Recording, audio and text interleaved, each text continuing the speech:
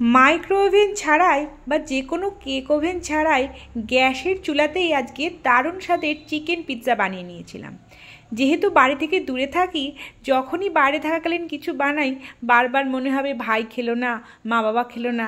তাই যখন বাড়ি গেছিলাম খুব সহজে ওদেরকেও চিকেন পিৎজা বানিয়ে খাইয়েছিলাম, কোনো রকম কোনো মাইক্রো ওভেন ছাড়াই বা কেক ওভেন ছাড়াই। তো কিভাবে ঝটপট বানিয়েছি চলো তোমাদের সাথে রেসিপি শেয়ার করি।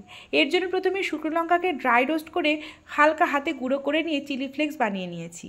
এবার পিৎজার যে সসটা সেটা বানানোর জন্য সাদা তেলে রসুন কুচি, আদা কুচি একটু ভাজা ভাজা করে, টমেটো কেচাপ, সামান্য লবণ, লঙ্কার গুঁড়ো আর জল দিয়ে একটা থিক সস বানিয়ে নিয়েছি। একটু মিডিয়াম ফ্লেমে ভালো করে নাড়াচাড়া করে একটু গাঢ় বা ঘন হলে এটাকে নামিয়ে নিতে হবে। তাহলেই কিন্তু পিৎজার যে সসটা সেটা আমার রেডি হয়ে যাবে। যেহেতু পিৎজার সস বাড়িতে আনা ছিল না এবং খুব কম সময়ের মধ্যে বানিয়েছিলাম বলে তৈরি করতে পারিনি, তাই এইভাবেই কিন্তু খুব সহজে পিৎজা সসটা বানিয়ে নিয়েছি, যেটা খেতে অপূর্ব হয়েছিল। তোমাদের মন চাইলে তোমরাও এভাবে বানিয়ে নিতে পারো। তো এবার সসটা বানিয়ে নেওয়ার পরে কড়াটাকে পরিষ্কার করে আবার কিছুটা সাদা তেল দিয়ে সেখানে রসুন কুচি, পেঁয়াজ কুচি, কিছুটা আদা কুচি দিয়ে একটু নাড়াচাড়া করে ভাজা হলে লবণ, হলুদ দিয়ে ধুয়ে জল ঝরিয়ে রাখা সলিড চিকেনের ছোটো ছোটো পিস দিয়ে ভালো করে কষিয়ে নিতে হবে যতক্ষণ না চিকেনটা প্রায় হাফ সেদ্ধ হয়ে যায়।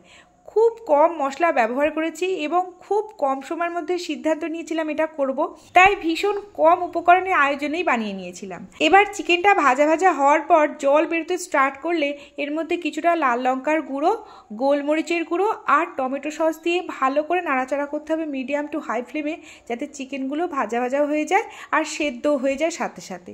চিকেনটা মোটামুটি সেদ্ধ হলে নামিয়ে নিতে হবে, যাতে চিকেনের মধ্যে হালকা ক্রাঞ্চ থাকবে, সেই অবস্থায় নামাতে হবে।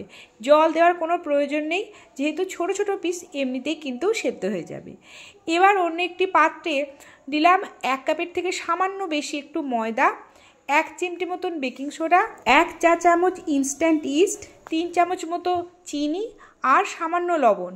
এবার অল্প অল্প গরম জল অর্থাৎ কুসুম গরম জল দিয়ে এই ময়দাটাকে ভালো করে মেখে দিচ্ছি। একবারে বেশি জল দেওয়ার প্রয়োজন নেই, অল্প অল্প করে জল দিয়ে একটা মোটামুটি সফট ডো রেডি করে নিতে হবে। তোমাদের যদি খুব সফট হয়ে যায় চাইলে অল্প করে ময়দাও ইউজ করতে পারো। তো এইভাবে আমি কিন্তু মেখে নিয়েছি।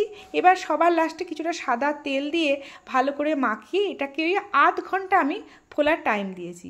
যেহেতু বললাম যে হাতে সময় খুবই কম ছিল, চাইলে তোমাদের হাতে সময় থাকলে আরও কিছুটা সময় তোমরা ফুলতে দিতে পারো, তবে আমার হাতে টাইম খুব কম ছিল বলে ওই আধ ঘন্টার মধ্যে যেটুকু ফুলেছে সেটুকুতেই আমার কাজ হয়ে গেছে। দেখো ময়দাটা কিন্তু ভালোভাবে ফুলে উঠেছে। এবার এটাকে ভালো করে মেখে নিচ্ছি। একটা ইম্পর্টেন্ট কথা তোমাদের বলি, ভালো করে দেখে নেবে ইস্টটা ভালো আছে কিনা। যদি অনেক দিন আগে থেকে বাড়িতে ইস্ট আনা থেকে থাকে তাহলে সেটা ব্যবহার করার আগে অবশ্যই গরম জলে দিয়ে দেখো যে সেটা ফুলে উঠছে কিনা। যদি ফুলে ওঠে তাহলেই ব্যবহার করো, নাহলে তোমার সব খাটনি বৃথা যাবে। তাই টাটকা আনা ইস্ট দিয়ে কিন্তু যে কোনো এরকম পিৎজা, যে কোনো কিছু বা পাউরুটি যে কোনো কিছু বানানোর চেষ্টা করবে, তাহলে কিন্তু একবারেই যে কোনো জিনিস একদম পারফেক্ট হবে। এবার একটা কাঁধা উঁচু থালাতে নর্মাল খাতার পেজে সামান্য সাদা তেল মাখিয়ে সেটাকে বিছিয়ে দিয়ে আরও কিছু সাদা তেল দিয়ে ওর ওপরে ওই ময়দার মণ্ডটাকে স্প্রেড করে করে অর্থাৎ ছড়িয়ে দিচ্ছি। এটা পিৎজার শেপ দিয়ে নিচ্ছি, আমি আগে থেকে বেলিনি। এইভাবে কিন্তু হাতের সাহায্যে আমি এটাকে স্প্রেড করে দিচ্ছি। আর ভালো করে স্প্রেড করে দিতে হবে যাতে কোণাগুলো স্লাইটলি একটু মোটা থাকে আর মাঝখানটা মোটামুটি পাতলা থাকে, যেহেতু বেকিংয়ের পর এটা কিন্তু অনেকটাই ফুলে উঠবে। তো এইভাবে কিন্তু আমাদের পিৎজাটাকে স্প্রেড করতে হবে। তো আর যেহেতু আমার এখানে কোনো রকম কোনো বেকিং ট্রে কিছুই ছিল না, আমি প্লেন স্টিলের থালাটাকেই ব্যবহার করেছি। তো তোমাদের কাছে বেকিং ট্রে বা অ্যালুমিনিয়াম থালা থাকলে সেটাতেও তোমরা দিতে পারো। এবার ভালো করে স্প্রেড করে নেওয়ার পর একটা চামচের ব্যাক পোর্শন দিয়ে আমি এটাকে একটু ফুটো করে দিচ্ছি, যাতে ফুলে না ওঠে এবং একদম পিৎজার মতো যে পিৎজা বেডটা হয় তার মতো দেখতে হয়। এরপর টমেটোর যে সসটা আমরা বানিয়েছিলাম সেই পিৎজা সসটাকেও ভালো করে স্প্রেড করে দিচ্ছি। আর আগে থেকে আমি কিছু সবজি চৌকো চৌকো করে কেটে রেখেছিলাম, যেমন গাজর, ক্যাপসিকাম, পেঁয়াজ, এগুলোকেও আমি কিন্তু ওপরে ভালো করে সাজিয়ে দিচ্ছি।